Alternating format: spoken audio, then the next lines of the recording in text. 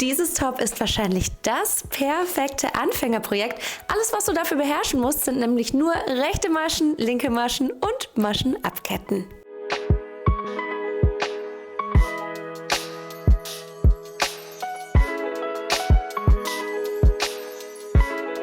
Du hast dich bis jetzt vielleicht noch nicht an ein größeres Strickprojekt getraut, na dann ist dieses Top wirklich perfekt für dich. Wir stricken hier nämlich weder Zu- noch Abnahmen und du musst nicht mal selbst was berechnen. Die ausführliche schriftliche Anleitung gibt es nämlich komplett kostenlos für dich auf meinem Blog in den Größen XS bis XXL. Wir stricken dieses wunderschöne Top heute mit dem wunderbaren Sommergarn der Amira von Langjans. Das eignet sich nämlich ganz perfekt für leichte Sommertops. Alle Materialien, die ich für dieses Top verwendet habe, also Wolle, Nadeln und so weiter und so fort, habe ich dir alles unten in der Infobox verlinkt und auch auf meinem Blog. Da habe ich dir alles verlinkt. Ich würde mich sehr, sehr freuen, wenn du vielleicht über meine Links einkaufen möchtest. Da kriege ich dann nämlich eine kleine Provision. Du zahlst aber natürlich nicht mehr. Aber natürlich helft ihr mir auch immer sehr, wenn ihr dem Video einfach einen Daumen nach oben da lasst und einen lieben Kommentar schreibt. Und ich würde sagen, jetzt legen wir auch direkt los. Viel Spaß mit eurem ersten Sommertop.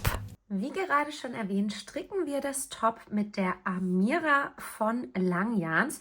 Und ich habe jetzt hier übrigens die Farbe 109 und dieses Garn hat bei 50 Gramm circa 100 Meter. Dieses Garn ist wirklich super für den Sommer, denn es besteht zu 93% aus Baumwolle und zu 7% aus Polyamid, damit sich das dann nicht ganz so sehr ausleiert. Und damit unser Projekt besonders schnell geht und ihr schnell Erfolgserlebnisse feiern könnt, stricken wir das Top zweifädig. Ich stricke das Ganze mit 7 mm Nadeln. Ich habe euch, wie gesagt, auch nochmal alles unten in der Infobox verlinkt. Also schaut da gerne vorbei. Da könnt ihr dann direkt alles nachshoppen. Und außerdem ist es sehr wichtig, dass ihr davor eine Maschenprobe macht. Jeder strickt nämlich unterschiedlich locker oder fest. Und damit könnt ihr dann einfach überprüfen, ob ihr das gleiche Ergebnis habt, damit dann euer Top auch die richtige Maße bekommt. Falls ihr nicht wisst, wie man eine Maschenprobe strickt, dann verlinke ich euch hier mal ein Video. Da zeige ich das nochmal genau und erkläre ein bisschen mehr zum Thema Maschenproben. Wir stricken das Top ja jetzt einmal von Anfang bis Ende gemeinsam durch. Und damit ich euch das gleich ein bisschen besser erklären kann, habe ich schon mal das Rückenteil gestrickt. Das geht nämlich genauso wie das Vorderteil oder zumindest fast genauso. Und da zeige ich euch jetzt hier anhand des fertigen Rückenteils immer genau, wo wir sind. Wir stricken das Top von unten nach oben. Heißt, wir schlagen uns jetzt hier erstmal Maschen an und danach stricken wir ein paar Reihen im Kraus-Rechts-Muster. Einfach damit wir hier nochmal so einen coolen Abschluss unten an unserem Top haben. Anschließend stricken wir dann ganz gerade einfach hoch im glattrechten Muster und danach formen wir hier unsere Armausschnitte, aber keine Sorge, wir machen das Ganze ohne Abnahmen, nur mit Abketten. Ich zeige euch aber natürlich ganz genau, wie es funktioniert und das machen wir dann hier am Halsausschnitt auch nochmal. Aber wie gesagt, das machen wir jetzt alles ganz in Ruhe gemeinsam. Um zweifädig zu stricken, könnt ihr entweder einfach 2 Knäuel euch zur Hand nehmen oder, und da habe ich einen schönen Tipp für euch, ihr nehmt einfach nur ein Knäuel, aber nehmt sowohl den Außenfaden als auch den Innenfaden. Da müsst ihr einfach hier mal gucken, wo der sich befindet. Meistens, wenn man hier zieht, da ist er, kommt er nämlich irgendwann raus. Und dann könnt ihr somit mit einem Knäuel zweifädig stricken. Das rollt sich dann hier nämlich einfach, ich zeige es euch mal, super ab. Und das ist dann so ein bisschen praktischer, als wenn man immer 2 Knäuel rumliegen hat. Dann öffnet ihr euch am besten mal meinen Blog, weil auf meinem Blog findet ihr alle Angaben, zum Beispiel wie viele Maschen ihr für eure Größe anschlagen müsst und so weiter und so fort. Ihr müsst nämlich wirklich gar nichts mehr berechnen. Ich habe das alles für euch vorab übernommen. Und ich stricke jetzt mein Top in der Größe S, heißt ich muss 46 Maschen anschlagen und dafür mache ich hier jetzt erstmal so ein bisschen Faden weg, damit wir gleich genug zum Anschlag haben. Am besten so 2-3 Meter, also immer lieber ein bisschen zu viel als zu wenig, weil das ist dann sehr ärgerlich, wenn es nicht reicht. Dann schlagen wir uns jetzt die Maschen mit dem ganz normalen Kreuzanschlag an. Kleiner Tipp für Anfänger, wenn ihr ziemlich fest anschlagt, dann nehmt die Nadeln hier einfach doppelt, dann wird der nämlich schön elastisch. Das ist nämlich gerade hier beim Anschlag wichtig, dass der schön dehnbar ist. Also heißt einfach die Nadeln doppelt nehmen und so dann die Maschen anschlagen. Und ich bin mir sicher, ihr kennt alle den Anschlag schon, aber ich zeige es vielleicht trotzdem noch einmal. Wir nehmen die Grundstellung ein, also heißt, wir kommen hier, ist der Faden dran, der am Knäuel hängt und den machen wir einmal hier durch unseren kleinen Finger und den Ringfinger und wickeln das dann um unseren Zeigefinger. Und dann nehme ich hier diesen Faden, der hier lose rumhängt und wickle mir den von links nach rechts um den Daumen und fahre dann hier mit den Nadeln hier unten durch. Also wir machen dann wie so eine Schlaufe bildet sich da und in die fahren wir rein und holen uns dann den Faden, der hier oben vom Zeigefinger kommt. Und wenn wir das dann fallen lassen, haben wir eine Masche angeschlagen. Sieht immer ein bisschen kompliziert aus, wenn man das noch nie gemacht hat, das gebe ich zu.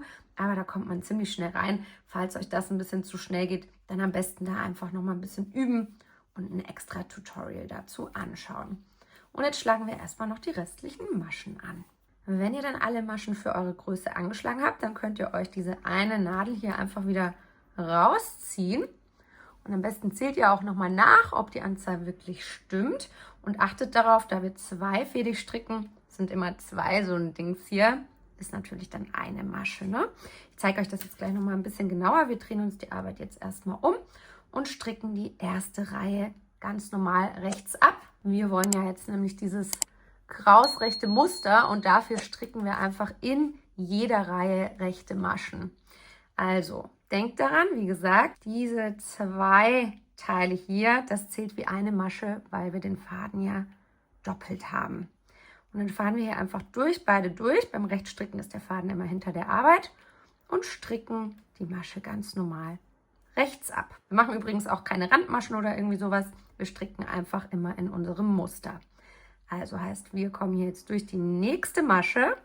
Da fährt man immer so von vorne, von links nach rechts durch, holt den Faden und somit hat man dann eine rechte Masche. Und ich zeige es noch einmal. Wir fahren wieder von links nach rechts hier durch, holen uns den Faden und somit haben wir wieder eine rechte Masche gestrickt. Und das machen wir jetzt einfach die komplette Reihe entlang. Und wenn wir dann die erste Reihe komplett abgestrickt haben, dann drehen wir uns die Arbeit einfach wieder um, weil wir stricken immer von rechts nach links. Und jetzt wieder darauf achten, der Faden liegt hinter der Arbeit, weil wir wieder rechte Maschen stricken. Also den schön nach hinten ziehen. Und ich glaube, das Schwierigste ist einfach wirklich die Maschen richtig zu erkennen. Aber die Wolle, die geht hier ja zusammen. Also ich glaube, ihr checkt das schon ganz gut. Also immer aus so einem Bobbel hier kommt eben eine Masche. Und wenn ihr das auseinanderzieht, dann sind das eben zwei so Teile hier, weil wir halt zweifädig stricken. Und jetzt machen wir genau dasselbe nochmal. Wir wollen nämlich insgesamt 4 Reihen einfach nur rechts abstricken. Heißt wieder alle Maschen rechts. Und das machen wir insgesamt über 4 Reihen. Also die erste haben wir schon gemacht. Jetzt machen wir gerade die zweite. Und danach macht ihr dann nochmal 2. Und dann zeige ich euch, wie wir dann hier glatt rechts weiter stricken. Wenn ihr die 4 Reihen dann gestrickt habt, dann erstmal herzlichen Glückwunsch. Ihr habt nämlich gerade das erste Bündchen fertig gemacht. Also zumindest hier diesen Abschluss schon fertig gestrickt. Und weiter geht es jetzt mit einem glatt rechten Muster. Bedeutet, wir stricken immer in den Hinreihen alle Maschen rechts ab. Das sieht dann hier so aus. Und in den Rückreihen stricken wir die links ab. Das sieht dann so aus. Bedeutet, wir drehen uns die Arbeit wieder um und starten mit einer Hinreihe. Und da machen wir alle Maschen rechts. Also im Prinzip genau dasselbe, was ihr gerade schon die ganze Zeit gemacht habt. Und der Unterschied ist jetzt, dass wir in den Rückreihen dann alle Maschen links abstricken. Und beim Linksstricken ist es ganz, ganz wichtig, dass der Faden immer vor der Arbeit liegt. Beim Rechtsstricken war der ja zack so hinter der Arbeit und beim Linksstricken muss der vor der Arbeit liegen. Und dann stechen wir von rechts nach links durch die Masche, holen uns den Faden Und somit haben wir eine linke Masche gestrickt. Ich zeige es nochmal, ich komme ein bisschen näher ran. Wir haben den Faden vor der Arbeit, stechen von rechts nach links durch die Masche. Ich lege mir dann diesen Faden hier immer so um die Nadel von rechts nach links oben rum. Und dann kann ich den nämlich perfekt hier einfach durchziehen. Ich zeige es noch ein letztes Mal. Faden vor der Arbeit, von rechts nach links durchfahren, Faden hier so drüber legen und dann hier durchziehen. Und das machen wir jetzt einfach abwechselnd. Heißt, wir machen immer eine Reihe mit rechten Maschen, eine Reihe mit linken Maschen und dadurch erhalten wir dann eben dieses glattrechte Muster. Und das machen wir jetzt so hoch, bis wir bei den Armausschnitten angelangt sind. Und wie hoch das genau ist, das könnt ihr natürlich auf dem Blog lesen. Da steht das für jede Größe einzeln und ganz genau beschrieben. Und ich stricke das jetzt einfach mal hoch und dann zeige ich euch gleich, wie wir die Armausschnitte formen können. Ich habe jetzt einfach in glatt rechts hochgestrickt, bis ich bei der gewünschten Höhe angekommen bin. Und damit unser Top jetzt eine perfekte Passform bekommt, wollen wir jetzt ja diese Armausschnitte hier einarbeiten.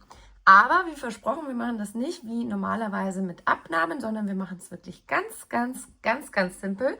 Und zwar ketten wir einfach Maschen ab. Kleiner Tipp noch am Rande, das Top habe ich ja so ein bisschen cropped designt. Wenn ihr das ein bisschen länger haben wollt, ist das gar kein Problem, dann strickt ihr einfach diesen Part, bevor ihr mit diesen Abnahmen anfangt, ein bisschen höher und das macht ihr dann natürlich bei beiden Teilen, sowohl beim Vorderteil als auch beim Rückenteil. Und jetzt starten wir mit unseren Abnahmen. Die machen wir immer am Anfang der Reihe und für meine Größe soll ich jetzt 3 Maschen abketten.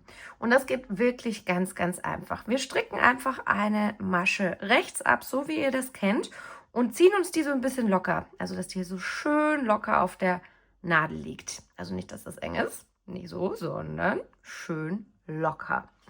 Dann stricken wir die nächste Masche ebenfalls rechts ab und auch die ziehen wir uns schön lang hier auf unserer Nadel. Und dann fahren wir jetzt mit der linken Nadel von links nach rechts durch die erste Masche, die wir gestrickt hatten und heben die uns über die gerade eben gestrickte. Und somit haben wir jetzt eine Masche abgekettet. Und das wiederholen wir jetzt einfach. Wir stricken die nächste wieder ganz normal rechts ab, ziehen die uns schön locker und dann heben wir die eben gestrickte hier drüber. Ich zeige es nochmal. Jetzt haben wir nämlich 2 abgenommen und wir brauchen sowieso 3. Eine rechts, eine Masche überheben und schon haben wir 3 Maschen abgekettet. Danach stricken wir die Reihe ganz normal in unserem Muster ab, also alle Maschen rechts. Und dann drehen wir unsere Arbeit natürlich wieder um. Wir stricken ja immer von rechts nach links. Und auch hier wollen wir jetzt wieder Maschen abketten. Und weil wir jetzt hier ja linke Maschen haben, stricken wir hier auch linke Maschen. Also heißt, wir machen es genauso wie vorne auch, nur dass wir jetzt eben eine linke Masche stricken, auch die wieder schön locker ziehen. Dann noch eine linke Masche schön locker ziehen und dann heben wir die erste über die zweite Masche einfach drüber. Ich zeige es nochmal. Wieder eine Masche links abstricken. Und dann die Masche einfach hier drüber heben. Und auch hier machen wir insgesamt wieder 3 Stück. Soll ja auf beiden Seiten gleich sein. Und dann können wir die restliche Reihe wieder ganz normal links abstricken.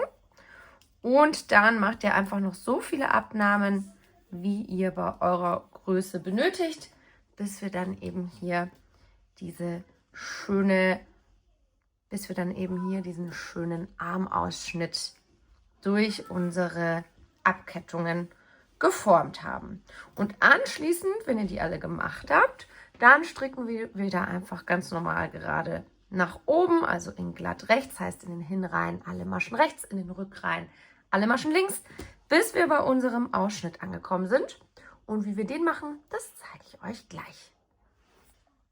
Ich habe jetzt hier einfach geradeaus weiter hochgestrickt, also bedeutet ohne irgendwelche Abkettungen Und jetzt bin ich bei der gewünschten Höhe angekommen und möchte meinen Halsausschnitt einbauen. Und nochmal kurz zum Vergleich. Ich stricke jetzt gerade das Vorderteil und das Rückenteil habe ich ja schon fertig. Und beim Rückenteil ist es ein bisschen höher als beim Vorderteil. Also heißt, beim Vorderteil machen wir den Ausschnitt sozusagen einfach ein kleines bisschen tiefer. Dann sitzt das Top nämlich nachher schon mal sehr viel besser. Und jetzt müsst ihr natürlich einfach wieder schauen, was bei eurer Größe steht. Bei mir ist es jetzt so, dass für die beiden Schultern jeweils 10 Maschen übrig bleiben sollen. Also heißt, ich stricke jetzt hier erstmal ganz normal 10 Maschen rechts ab. Und wenn ich die rechts abgestrickt habe, dann kette ich jetzt einfach Maschen hier in der Mitte ab, damit wir dann eben hier diesen Ausschnitt bekommen. Und das geht wieder, wie wir es schon kennen. Also da seid ihr mittlerweile von diesen Armausschnitten ja schon Profis. Wir stricken eine Masche ganz normal ab. Dann stricken wir die nächste ebenfalls ganz normal rechts ab. Achtet darauf, dass ihr es immer schön locker zieht. Und dann heben wir die erste gestrickte über die eben gestrickte. Und das machen wir jetzt insgesamt, bis wir dann so viele Maschen abgekettet haben, wie wir für unsere Größe abketten wollen. Bei mir sind es jetzt 16 und das war jetzt die erste. Also ihr seht das auch, weil die jetzt hier so schön hier drauf liegt. Also 1, dann kommt hier 2, immer schön locker ziehen, 3, 4 und so weiter und so fort. So viele, wie ihr eben machen müsst. So, und wenn ihr dann alle abgekettet habt, also so viele wie in der Anleitung stehen, dann stricken wir die restlichen einfach noch rechts ab. Und diese hier, die zählt jetzt auch noch zu meinen, die hier übrig bleiben sollen. Also 1, 2, 3, 4, 5, 6, 7, 8, 9, 10. Und jetzt ist es so, dass wir diese beiden Schulterpartien, also das hier und das hier, einzeln weiter stricken. Bedeutet, ich stricke jetzt erst, weil wir natürlich hier jetzt schon den Faden haben, diese Seite fertig. Und da könnt ihr das Seil hier einfach ganz normal dran lassen und könnt hier einfach weiter stricken. Das ignorieren wir jetzt sozusagen, was da drüben hängt. Und dann könnt ihr hier einfach die Rückreihen wieder ganz normal links abstricken. Und die Hinreihen rechts, also alles wie gewohnt, nur dass es jetzt halt sehr viel kleiner ist und dadurch natürlich auch sehr viel schneller geht, was wir natürlich alle lieben. Und das strickt ihr jetzt einfach ganz normal noch hoch, bis ihr die vorgegebene Höhe erreicht habt. Und wenn ihr die dann gleich erreicht habt, dann könnt ihr wieder alle Maschen abketten, also so wie ihr es kennt. Und dann zeige ich euch gleich noch, wie wir dann hier die andere Seite weiter stricken. So, ich habe die jetzt alle ich habe die jetzt wie gewohnt alle abgekettet, auch wieder schön locker, also alles wieder schön lang gezogen. Und noch ein kleiner Tipp, damit es hier nicht so ein riesen Loch gibt bei der letzten Masche, steche ich immer hier nochmal eine Reihe tiefer ein, hole mir nochmal den Faden und ziehe dann diese Masche nochmal hier drüber. Somit haben wir das dann hier geschlossen. Das finde ich immer ganz gut. Und jetzt könnt ihr den Faden so ein bisschen länger abschneiden, am besten so um die 50 cm, damit ihr noch genug Platz habt, das dann gleich zusammen zu nähen, die beiden Schultern. Und noch ein kleiner Tipp, falls ihr noch nicht so gut seid mit Reihenzählen, also im Prinzip ist es ja immer so ein V-Glied ist eine Reihe, also 1, 2, 3, 4 und so weiter. Aber wenn euch das noch schwer fallen sollte, dann macht euch am besten eine Strichliste, wie weit ihr das hochstrickt, damit ihr das hier dann eben gleich nochmal genauso machen könnt, damit die eben gleich hoch dann werden. So, und jetzt können wir uns die Nadel hier einfach wieder so reinschieben. Achtet darauf, dass die auf der linken Seite hier rauskommt, weil die erste Reihe haben wir ja gerade schon gestrickt, also diese rechte, da haben wir hier gestrickt, dann die abgekettet und weiter gestrickt. Bedeutet, wir starten hier direkt mit der Rückreihe. Also heißt, wir drehen uns das jetzt hier wieder um. Und dann setzen wir uns den Faden hier einfach neu an. Und dann könnt ihr hier ganz normal weiter stricken. Und das dann hier später einfach schön vernähen. Und jetzt könnt ihr das eben genauso hoch stricken wie die erste Schulter. Wie gesagt, die erste Reihe hatten wir schon gemacht, jetzt sind wir in der zweiten. Und das macht ihr genauso hoch und kettet dann wieder alle Maschen ab. Und so sieht das dann aus, wenn ihr beide Seiten fertig habt. Jetzt seht ihr hier schon, das ist ein richtig schöner Ausschnitt entstanden. Und jetzt müssen wir natürlich unser Vorder- und Rückenteil verbinden. Und das machen wir folgendermaßen. Wir legen uns einmal die beiden Schultern hier einfach aneinander. Also einmal diese Schulter und einmal diese Schulter. Achtet darauf, dass die schöne Seite hier zu euch schaut, also die mit den V-Gliedern. Und jetzt können wir diese beiden Teile jeweils mit dem sogenannten Maschenstich zusammennähen. Wie der funktioniert, das verlinke ich euch mal hier, damit das nicht zu kompliziert hier alles wird. Ihr könnt aber, wenn euch das zu kompliziert ist mit dem Maschenstich, das natürlich auch einfach so zusammennähen. Das sieht auch cool aus, wenn man hier eine Naht sieht. Also das ist alles halb so wild und das ist ja auch das Schöne beim selbermachen. Man darf das ja so machen, wie man Lust hat. Und wenn ihr die Teile dann verbunden habt, dann könnt ihr das einmal hier aufeinander legen, also das Vorder- und das Rückenteil. Und jetzt nähen wir noch die Seiten zusammen, und zwar einmal von hier unten bis hier, wo unser Armausschnitt beginnt. Und ihr könnt, wenn ihr Lust habt, wenn ihr wollt, dass das so ein bisschen cooler noch wird, auch hier noch so ein kleines Stückchen freilassen und erst ein bisschen später anfangen. Dann habt ihr hier an der Seite nämlich noch ja, so eine kleine Öffnung und da drüben dann natürlich genauso. Das sieht auch sehr, sehr cool aus. Und hier machen wir das Ganze nicht mit dem Maschenstich, sondern, das ist tatsächlich mein Lieblingsstich, mit dem Matratzenstich. Mit dem kann man nämlich Strickstücke unsichtbar verbinden und den verlinke ich euch mal hier. Da zeige ich das auch nochmal ganz, ganz ausführlich und das ist wirklich eine coole Sache. Und das macht ihr natürlich auf dieser Seite und auf dieser Seite.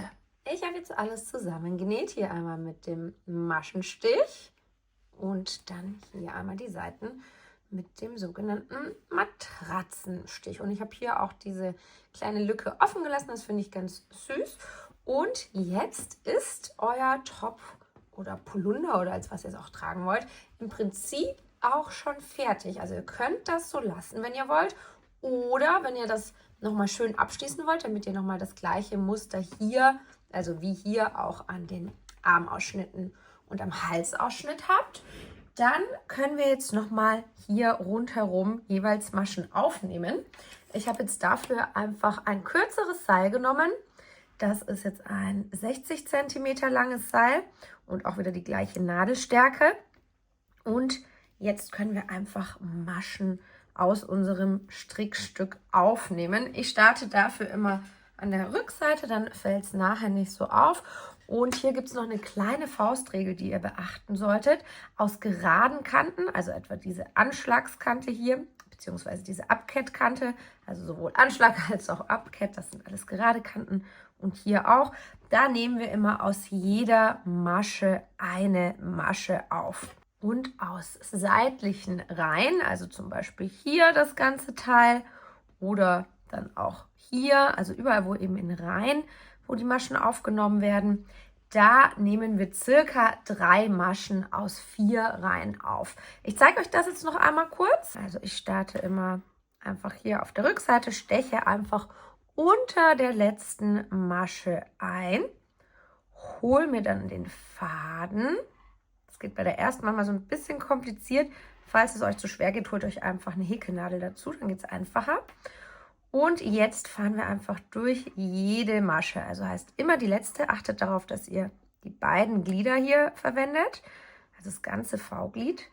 Und dann wieder den Faden holen. Und wie gesagt, aus den geraden Kanten, wie hier diese Abkettkante, stricken wir aus jeder Masche eine neue Masche raus. Und wenn wir dann zu den Reihen kommen, da lassen wir dann jede 4. Reihe frei, einfach weil die Größenverhältnisse hier ein bisschen anders sind. Also bedeutet, wir stechen jetzt hier durch die erste, holen uns den Faden, dann durch die zweite, holen uns den Faden, die dritte, holen uns den Faden. Und jetzt würden wir eigentlich hier durch die nächste einstechen, aber die lassen wir jetzt eben frei, damit das dann nicht zu viele Maschen werden. Also heißt hier freilassen und durch die nächste durchfahren. Dann machen wir wieder 3 Stück und die 4. lassen wir frei. Also eine haben wir schon, dann 2, 3 und dann würden wir jetzt eigentlich ja hier einstechen. Die lassen wir jetzt eben frei und stechen dann hier bei der 4. Masche ein. Und danach geht es hier wieder ganz normal weiter mit aus jeder Masche eine Masche stricken. Und das machen wir jetzt einfach so rundherum. Und übrigens, wenn wir das nachher hier machen, dann auch darauf achten, dass ihr eben jede 4. Reihe ungefähr freilasst.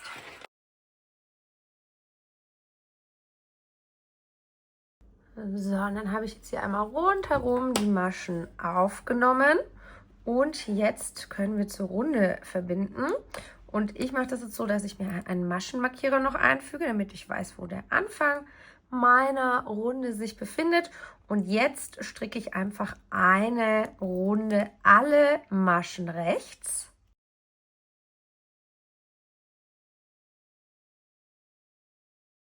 Und wenn ich dann diese Runde fertig habe, dann kann ich mir hier den Maschenmarkierer einfach rüberheben und dann stricke ich nochmal eine Runde alle Maschen links.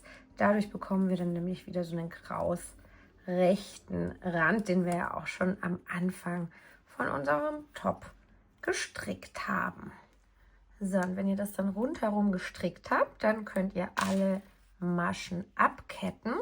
Und da habe ich jetzt noch einen kleinen Tipp für euch. Falls ihr kein kürzeres Seil da habt, dann könnt ihr das auch mit dem langen von zuvor machen. Das geht sogar fast einfacher, und zwar mit dem sogenannten Magic Loop. Da verlinke ich euch ja auch nochmal ein Video. Und achtet darauf, dass wenn ihr das abkettet, dass ihr das auch wieder schön locker macht, damit das nicht zu eng wird, wenn ihr den später anziehen wollt. Und wenn wir dann gleich alle abgekettet haben, zeige ich euch noch, wie wir das schön beenden. Und dann sind wir schon fertig. Wenn ihr alle Maschen abgekettet habt, dann könnt ihr euch das hier wieder so ein bisschen länger abschneiden. Und dann ziehen wir uns diese letzte Masche einfach raus. Und jetzt hätten wir hier ja so eine blöde Stufe, wenn wir das so lassen. Und deswegen nehmen wir auch hier nochmal unsere Wollnadel zur Hand. Und dann fahren wir jetzt einfach durch die erste Masche, die wir abgekettet haben, von vorne nach hinten durch, also durch beide Glieder. Und dann fahren wir jetzt gleich nochmal durch die letzte, die wir abgekettet haben, von hinten nach vorne durch. Somit fahren wir jetzt nämlich sozusagen so eine Masche nach, also machen so eine Fake-Masche. Und dann haben wir hier jetzt einen schönen Übergang. Und jetzt zu guter Letzt können wir uns dann noch die ganzen Fäden hier schön vernähen.